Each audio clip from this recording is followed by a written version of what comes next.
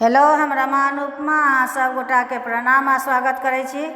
एक पसाइन हरदी के गीत सुना रहल छी। जँ नीक लागे तो लाइक शेयर कमेंट जरूर करब और चैनल के सब्सक्राइब कर लेब। मंगलमय दिन आजु हे, पसाइन होइ छनि धिया के। मंगलमय दिन आजु हे, पसाइन होइ छनि धिया के। पहिल हरदिया माला गौथिन, पहिल हरदिया माला गौथिन। देथिन मनसँ आशीष,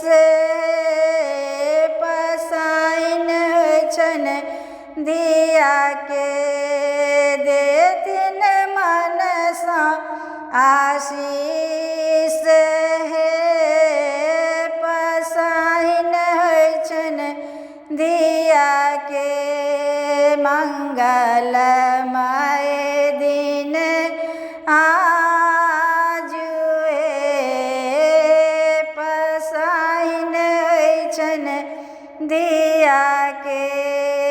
दोसर हरदि चाची लगौथिन, दोसर हरदि चाची लगौथिन।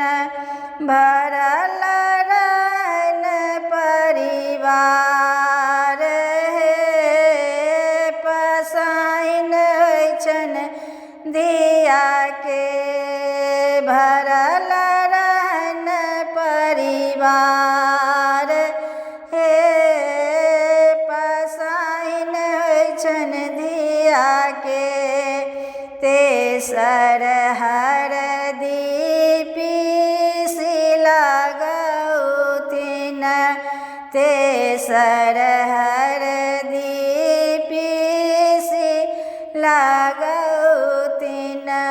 चमकत रहन सोहाग हे, पसाइन होइ छनि धिया के।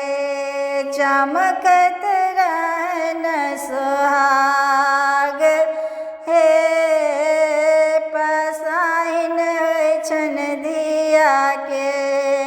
मंगलमय दिन आजु हे, पसाइन होइ छनि धिया के। सब सखी मिल हरदि लगौथिन, सब सखी मिल हरदि लगौथिन। खुशी सँ झूमन संस्कार हे, पसाइन होइ छनि धिया के।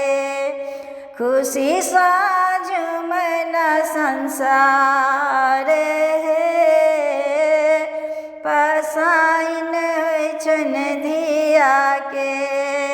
मंगलमय दिन आजु हे,